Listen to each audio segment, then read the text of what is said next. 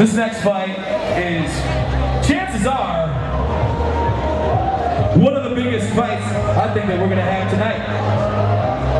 That's me going on the record. We'll bring the lights down low and introduce your blue corner for the start of the show. Ladies and gentlemen, please put your hands together for John Slayton. Time for your WXC formal introductions. The following contest is being brought to you by the best of Detroit Photography.com. Taking all of our photos for this evening, make sure that you like their page on Facebook, the best of Detroit Photography. Introducing your fighters. First, fighter standing to my left. Tonight, he is out of the blue corner, wearing the gray trunks, trimmed in red. He comes to us at 6 feet 3 inches tall, weighing 185 pounds. A freestyle mixed martial artist, coming to us with an impressive record of 10-7. Your former WXC light heavyweight champion, training with Jesse Murray and Jordan Dussault for Toledo Grappling Academy. Put your hands together for John Slayton. His opponent across the cage, man to my right. Tonight, he's on the red corner. Wearing the neon Under Armour, he comes to us at 5 feet 11 inches tall, weighing 187 murderous pounds. He too, a freestyle mixed martial artist with a very impressive record of 30-9. He is training with Greg Crawford and courageous mixed martial arts, Adam the Trombley. Say hello to hot stuff Taylor Wall. She makes her way around from round one. Your referee in charge of the action, Cameron, Detroit superstar. And the guy who is in charge right now, the referee, is one of the guys who has hit me one of the hardest in sparring rounds with that damn body kick. I think he still owns my liver. Yeah, seriously. I've seen Darren It might fold be a part many of a it. guy via body kick. It might be on his foot still. I don't know. Yeah. All right, here we go. Both these guys are big 185ers, man. This is like a pro 185 caliber fight. I don't know what blinds me more, the lights or Adam Short. I'm telling you, that I is. like those shorts. I do too. I'm not saying I dislike him by no means. One thing you got to remember when you're losing weight is your power of center of gravity changes. Mm-hmm. And when you're stuffing takedowns, I remember this from judo, cutting and ended up, I actually competed for the national team at 135, which is scary to think about now. But man, oh man, that changes everything of how you get taken down. Rough position here for Slayton, but he's usually pretty comfortable in bad positions. Slayton needs to start working his way into him as opposed to turning away from him. Yeah. Another thing about like cutting like that is you get to realize how you maybe took your own weight to your advantage. You get rolled in positions that you're not used to getting rolled into. Yep, It forces you to be more technical in terms of displacing your weight on your opponent. Mm-hmm. Absolutely. That was overpowering, John. Yeah, that was. I do know it. You don't want Trombley on your back. He's too strong for that. Yeah, definitely. Crossing his ankles there, but I don't know if that's something that Slayton will catch. I doubt it. Not his game. That's a jiu-jitsu no-no. Yeah. You have guys who can cross your legs, but your hips, you got to be much higher on the hips to the point where he can't cross over and potentially hurt you through the ankle lock. Looking for a choke here. Yeah, one of the funny things here, too, is has a body lock on an opponent that is stretching his legs, and he's on the, now I see he opened it up, but that could have been major trouble for a submission. That's deep again. That is deep. Slayton's doing a pretty good job fighting the hands, but this is starting to sink in a little bit. Trombley's very strong, though. So. Yes, he is. Well, I think right now he also has to get higher, because the lower you are, the more Trombley can use additional muscles. The higher you get, the more he has to use just biceps to squeeze there. Maybe a little bit of deltoid. Right now he's using shoulders, chest. He's using all kinds of muscles. Impressive. That was deep. And frankly, I thought Trombley was going to finish it with one hand, because that's the type of thing where it's that deep. Yeah. You can finish it with one hand. Wow. That's pure power right there. I'm telling you. Yeah. That is two very strong gentlemen in there right now. Yes. You know, that's 185 pounds on the scale yesterday. Both of them easily 200, 205 today.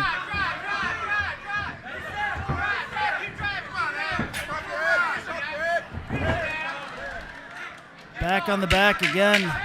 You know, the might not have taken any damage, but at the end of the day, he is losing the round. Slayton can't win off of his back in either of these positions. No, definitely. I mean, potentially if you're consistently threatening with legitimate submission attacks, but if you're just sitting there defending punches, you're losing the fight, even if they're not significant punches. Yeah, I always tell my fighters, remember, the way you ended up on the ground was probably because the other guy took you down, which means he's already a point ahead. So unless you landed some significant strikes, you cannot afford to stay there. And if you are there, you have to get aggressive. Absolutely. I think Flynts should start looking at keeping his fight on his feet. I think he'll have the advantage to start using that reach advantage on him. You know, start pumping that jab. Trombley's been successful on every takedown attempt so far. Yeah. So you can only guess that the takedown is probably going to try coming again because he's had success with it before. Trombley has Willis Black and Brandon Coughlin in this corner. Those guys can wrestle. Just a little bit. One future title matchup in there, and one that we're seeing tonight. Absolutely. A ton of power between the three of those guys too. Yeah. Explosive dudes.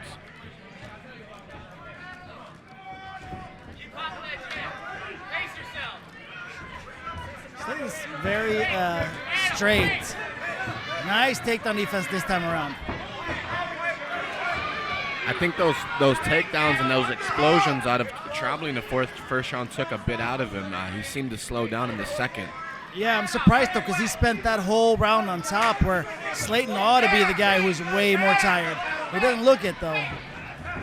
I do know that Slayton does a lot of CrossFit training. That helps. Yeah, I do know.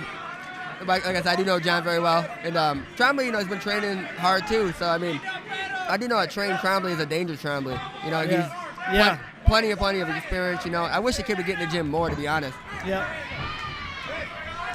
So nice opposite attracts here with takedown defense. And I'll tell you this, unsuccessful takedowns are exhausting. They wear you out, man. Exactly. One of the ways that Chuck Liddell got so good, you could not take the man down. Well, there's a thing about Chuck that a lot of people didn't know is that he actually Oh, wrestled Kimura. collegiately. Yeah, very good wrestler. And he used his wrestling to stop wrestling. Oh yeah, absolutely. Right now, Slayton needs to start, you know, getting that hands free. He's looking like he's good right now. Trombley need to start getting his legs a little bit more in. Need to get off to a better angle to potentially threaten that. Yeah, he popped him. Ooh. And he was in a funky position with a cage right on the side too. Couldn't really hip out the way probably he would have liked to. Yeah, I don't think that that Kimura was threatening Slayton very much, you know, but. And right over by us now, we're gonna get a nice little view of this, but Slayton is working, trying to get around that guard, trying to get dominant position. Should just drop his right hip. Yeah, he's chasing mount, and I think this another thing for your fighters. If you work your side mount, you will get the guard. I think if you chase the mount, you won't get it. Towards the head. You know, maybe he's going for north-south position. Yeah. I like to see him just drop his hip, switch his hip. Yeah. Circle the north. Beautiful. That's what I was looking for. Yeah, you got There it crucifix is. Nice position. crucifix. Yes. He's got to lock down that other arm, but yeah, we're it almost is. there. That's a tough position to be in. This Yeah, is what I prefer that over mount. I love elbows. Yeah. None of those here. Amateur mixed martial arts. These guys got to go to work on Monday.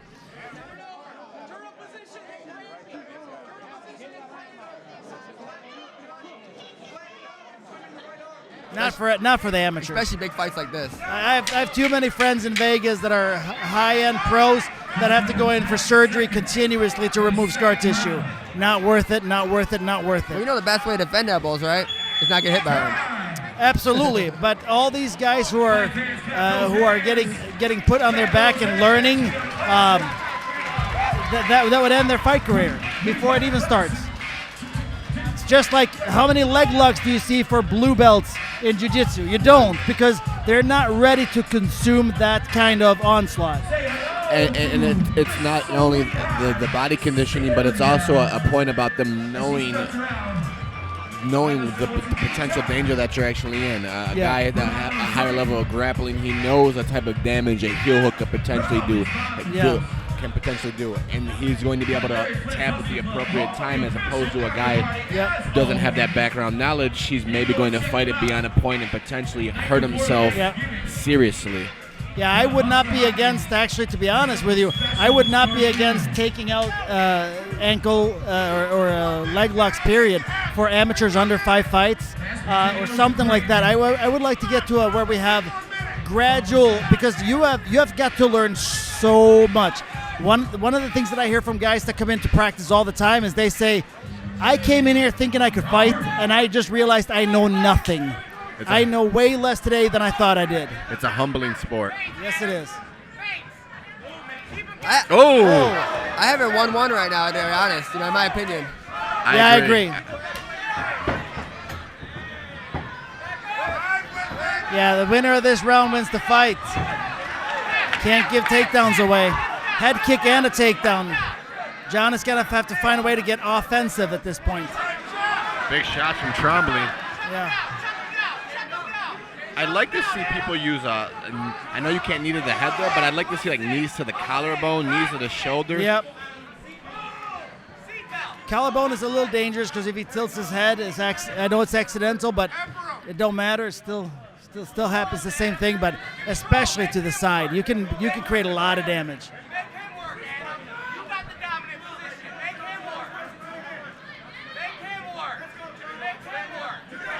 John needs to make something happen here.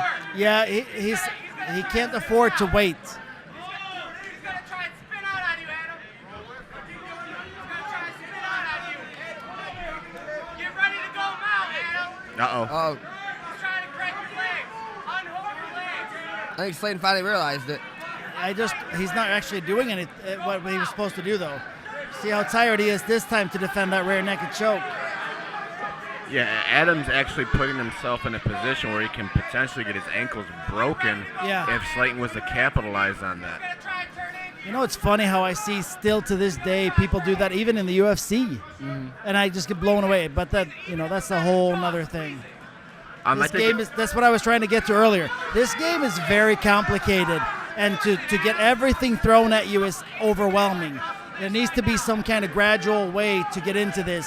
Under 5 fights, shin guards, and I don't know, training gloves, like maybe the 7-ounce. I have no idea, but something to make it safer for people to start. Slayton needs to get his back to the mat. That's where, Trombley looks like that choke looks deep.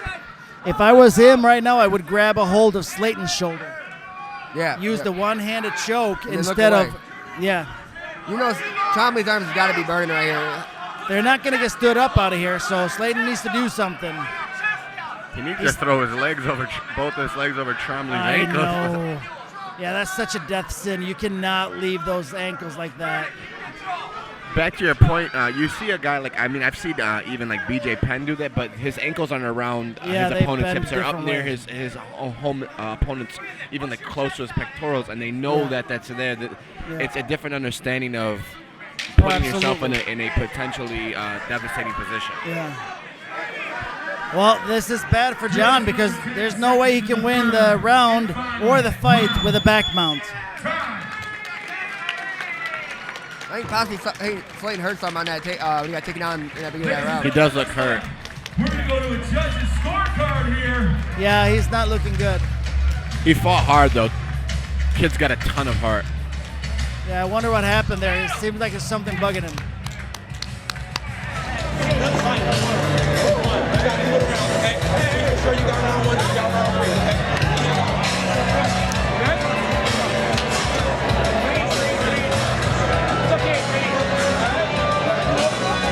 We are going to go to a judge's scorecard.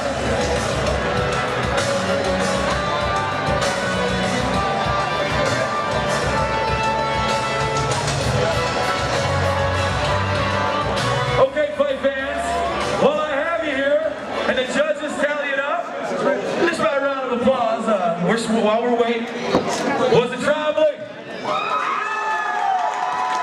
Was it Slayton? We are about to find out, friends. First and foremost, while we're tallying, I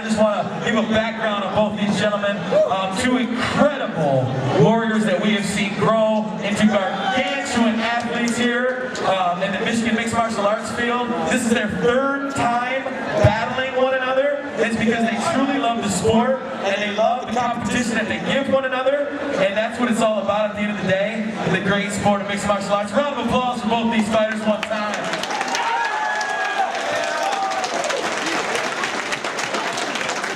Thank you very much. Great fucking fight. Matchmaker Mike says great effing fight.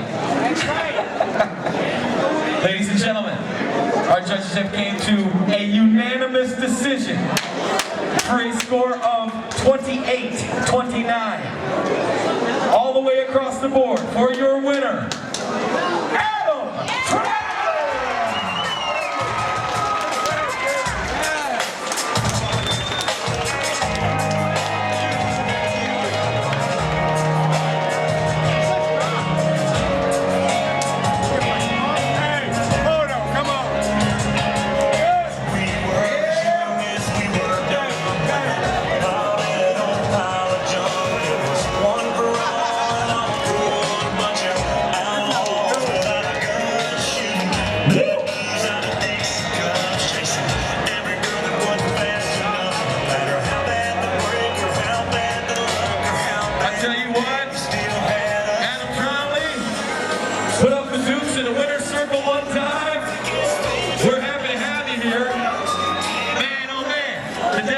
Of a good old country boy kicking ass, as always.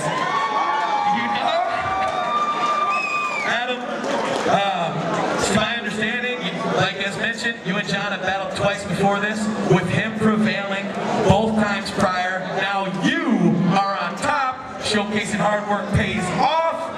Friend, please tell us who you have to thank and congratulations.